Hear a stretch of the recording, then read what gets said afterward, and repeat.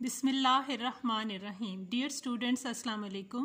آج میں آپ کو فیڈرل بورڈ سال اول کی اردو کی کتاب کی نظم نمبر 7، جو کہ اس کتاب کی آخری نظم ہے، دیکھ خدا پر ہے آسرا میرا، شاعر ہیں رحمان بابا، اور اس کا اردو ترجمہ کیا ہے پروفیسر طٰہٰ خان نے۔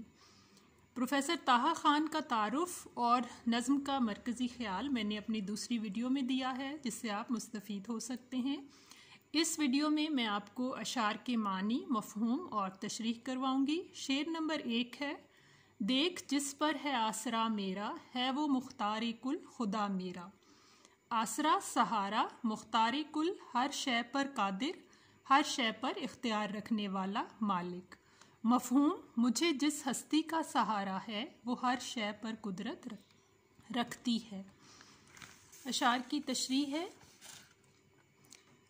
شاعر رحمان بابا، جن کی پشتو شاعری کا ترجمہ پروفیسر طٰہٰ خان نے کیا ہے، اللہ رب کریم کی ذات مبارکہ پر امید لگائے ہوئے ہیں اور اس بات کا یقین ہے کہ جس مالک کا مجھے سہارا ہے اس کے قبضۂ قدرت میں ہر شے ہے، وہ ہر کام بنانے والا ہے، ہر مشکل آسان کرنے والا ہے اور وہی دعاؤں کا سننے والا ہے۔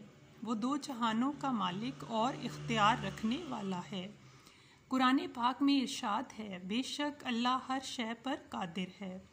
بے شک کائنات کی ہر شے میں علم رکھنے والوں کے لیے نشانیاں ہیں کہ خالق کائنات نے کس طرح کائنات کی ہر شے، خود انسان، چرند پرند اور نباتات کو پیدا کیا، کیونکہ وہ تمام اختیارات کا مالک ہے۔ بقول شاعر، ہر چیز سے ہے تیری کاریگری ٹپکتی، یہ کارخانہ تو نے کب رائے گاں بنایا۔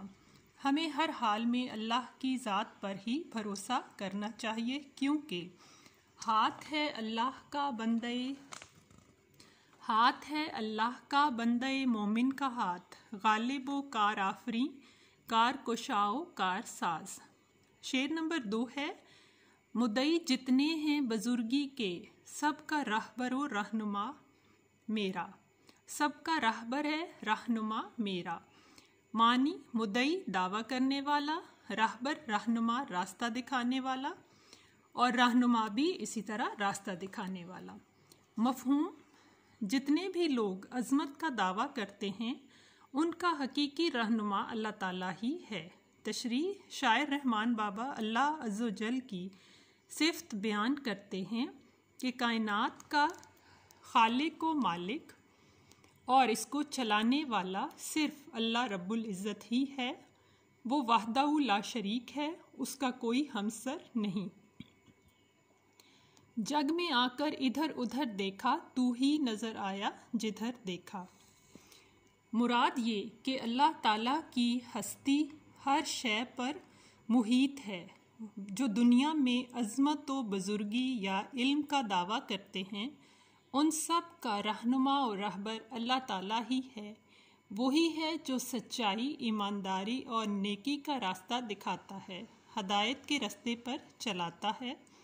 کائنات کا ذرہ ذرہ خداوند کریم کی عظمت کی گواہی دیتا ہے۔ بقول شاعر، جو بھٹک گئے ہدایت سے مولا، ان بد نصیبوں کو موڑ لانے والا ہے تو۔ شعر نمبر 3 ہے، زیر احسان ہے نہ حاجت مند، بے نیازی کا منتہا میرا۔ الفاظ کے معنی ہیں، زیر احسان، کسی احسان کے نیچے، حاجت مند، ضرورت مند، بے نیازی، بے پروائی، منتہا، اخیر، انتہا ہونا۔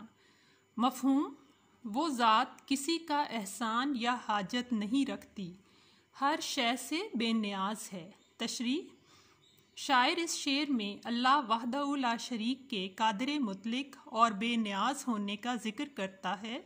خود اللہ رب العزت نے قرآن کریم کی سورہ اخلاص میں فرما دیا، کہہ دو کہ اللہ ایک ہے، اللہ بے نیاز ہے، نہ وہ کسی سے پیدا ہوا اور نہ کوئی اس سے پیدا ہوا، کوئی اس کا ہمسر برابر نہیں، لہٰذا اس کی وحدانیت کا ثبوت سورہ مبارکہ میں ملتا ہے۔ گواہی دے رہی ہے اس کی یکتائی پہ ذات اس کی، دوئی کے نقش سب جھوٹے ہیں سچا نام اس کا ہے۔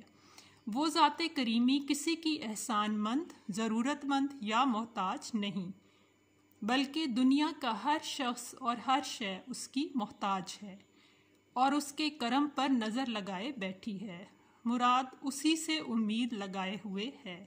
اللہ کی ذات ہر شے سے بے نیاز ہے، فقط تجھ پہ ہی بھروسہ ہے مولا، ہر دکھ درد میں کام آنے والا ہے تو۔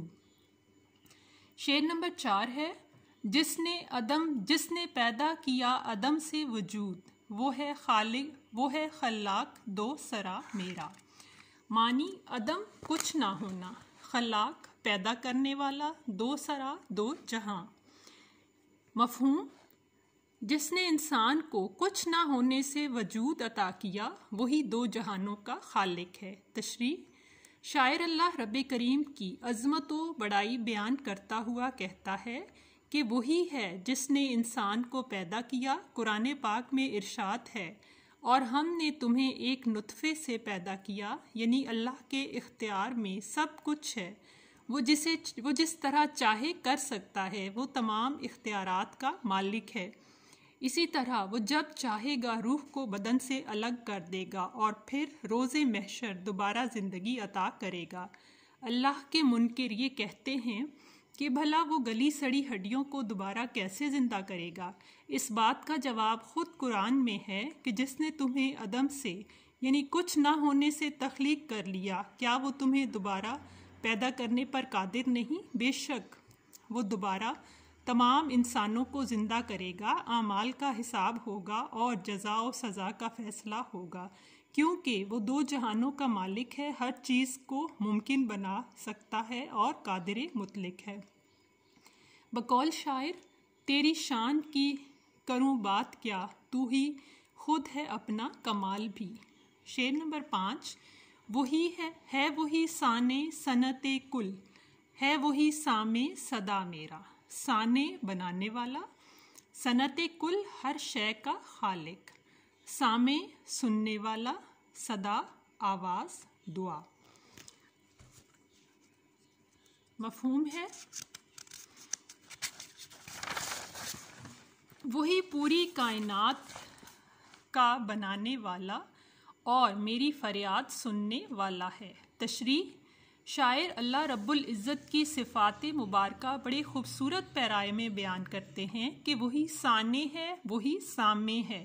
ہم قافیہ الفاظ کا استعمال اور خالق کائنات کی صفات شعر کے حسن کو چار چاند لگا رہی ہیں۔ شاعر کہتا ہے کہ دنیا کی ہر شے کو تخلیق کرنے والی ذات خداوند کریم ہی ہے، اور اس نے بڑی مہارت و کاریگری سے بنایا ہے۔ سورج، چاند، ستارے، زمین، آسمان، چرند پرند، نباتات، جمادات، انسان کا وجود، ہر شے سے اس کی قدرت عیاں ہوتی ہے۔ یہ سب نشانیاں اس کی ذات، اس کی ہستی کا ثبوت ہیں۔ لاکھ پردوں میں تو ہے بے پردہ، 100 نشانوں میں بے نشاں تو ہے۔ دوسرے مصرے میں کہا گیا ہے کہ میں جب بھی اپنے رب کو پکارتا ہوں وہ میری آواز، میری دعا سنتا ہے۔ اللہ فرماتا ہے، اور میں تمہاری دعاؤں کو سننے والا ہوں۔ شعر نمبر 6 ہے، کیا ہے اسرار ظاہر و باطن، خوب واقف ہے کبریا میرا۔ معنی ہے اسرار راز، بھید، کبریا بہت بڑی ذات۔ مفہوم، جو کچھ ہمارے سامنے ہے اور جو چھپا ہوا ہے سب سے اللہ خوب آشنا ہے۔ تشریح، شاعر رحمان بابا اس شعر میں کائنات کے اندر باہر ہونے والے تمام حالات و واقعات، اعمال اور تغیر و تبدل سے واقف ہستی کے بارے میں بتاتے ہیں کہ اللہ ہر شے کا جاننے والا ہے۔ ہماری عقل و شعور اور ادراک محدود ہے، ہم وہی کچھ دیکھ سکتے ہیں جو ہماری نظروں کے سامنے ہے، اور وہی سن سکتے ہیں جو ہمارے کانوں تک پہنچتا ہے، لیکن اللہ کی ذات کائنات کے ہر راز سے واقف ہے۔ جو کچھ سامنے ہے، جو پیچھے ہے، سب اس کی نظر میں ہے۔ ہے اس کی نظر میں ہر ایک کام میرا، وہ سب جانتا ہے اسے سب خبر ہے۔ وہ ذات بابرکات اور عظمت والی ہے، ہمارے دلوں کے بھید بھی جانتی ہے اور ہماری زندگیوں کے راز بھی، لہٰذا ہمیں اس ذات پر بھروسہ کرنا چاہیے، اس ذات پر بھروسہ رکھنا چاہیے، کیونکہ وہ ہمارے سب اعمال سے باخبر ہے، وہی ہم پر رحم کرنے والا ہے۔ شعر نمبر 7 ہے، ساری اقلیم شش جہات کے بیچ، حکمراں کاتب قضا میرا۔ اقلیم جزیرہ، لفظی مطلب ہے جزیرہ، پوری دنیا، کائنات۔ شش جہات، شش کہتے ہیں 6 کو، جہات طرف، اطراف، 6 اطراف جو کہ ہیں اوپر، نیچے، دائیں بائیں اور آگے پیچھے۔ شعر کا مفہوم ہے،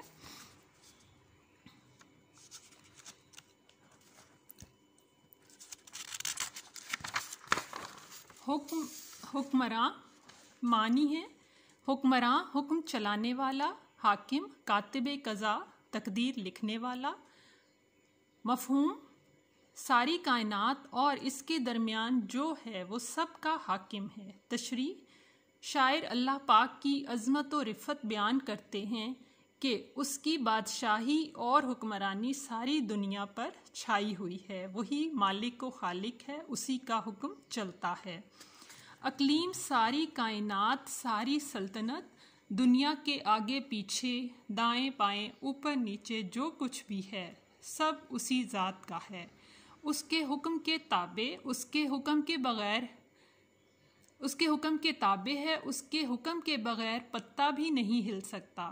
وہی ہماری تقدیر اور ہماری زندگی و موت کا فیصلہ کرنے والا ہے، وہی رزق کے وسیلے بناتا ہے، اسی نے ایک مقررہ وقت پر ہمیں موت دینی ہے۔ ارشاد ہے، اور تم میں سے ہر ایک نے موت کا ذائقہ چکھنا ہے۔ اللہ تعالیٰ نے ہر ذی روح کو موت یعنی اس کی قضا کا وقت مقرر کر دیا ہے۔ نہ گورے سکندر نہ کسر دارا، مٹے نامیوں کے نشاں کیسے کیسے۔ یا آپ یہ شعر لکھ سکتے ہیں، آگاہ اپنی موت سے کوئی بشر نہیں، سامان 100 برس کا ہے، پل کی خبر نہیں۔ شعر نمبر 8 ہے، اس کو پھر غیر کی نہیں حاجت، ساتھ ہے جس کے آشنا میرا۔ الفاظ کے معنی ہیں، غیر پرایا، حاجت ضرورت، آشنا واقف۔ مفہوم، جس کو اللہ کی ذات کا سہارا ہے اسے کسی اور کی محتاجی نہیں۔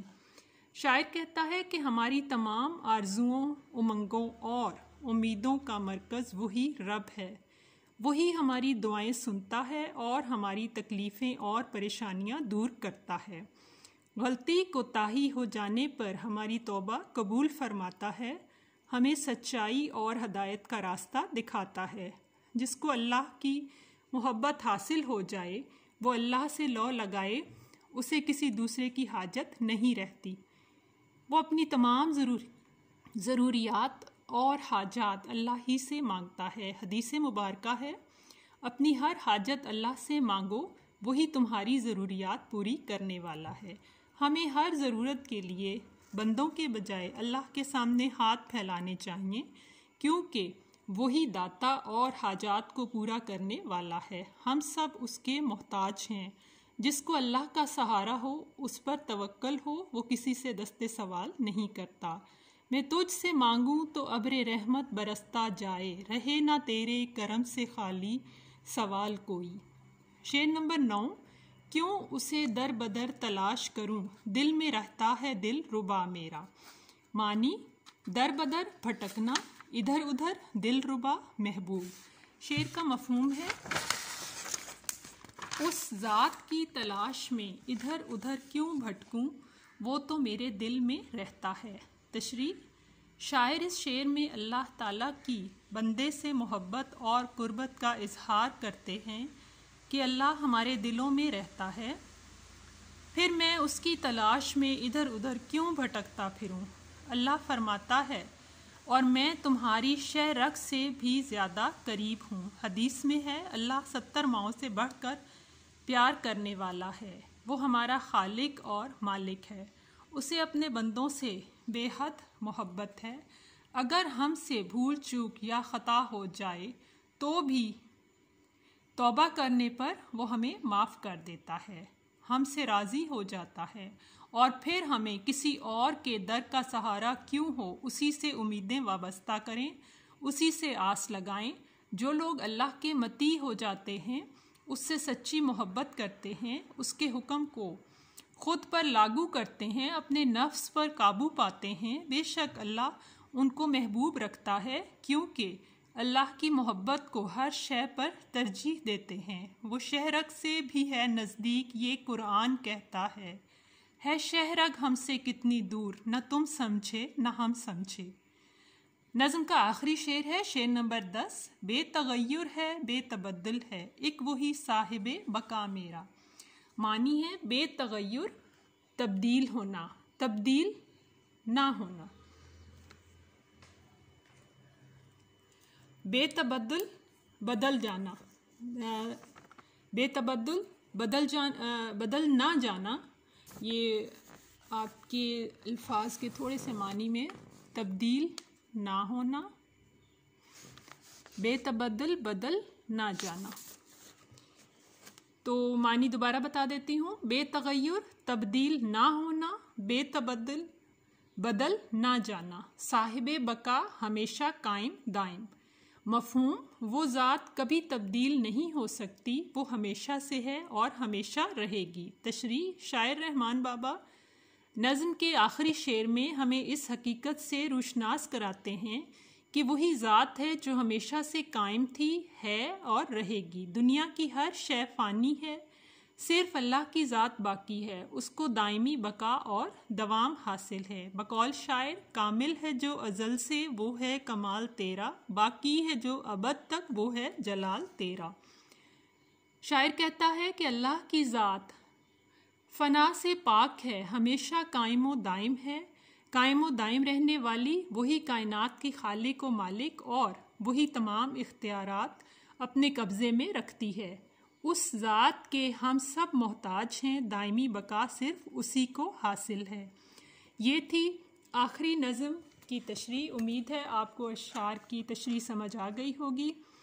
ویڈیو کو لائک کریں، شیئر کریں اور چینل کو سبسکرائب کریں تاکہ آپ آنے والی ویڈیوز دیکھ سکیں۔ شکریہ۔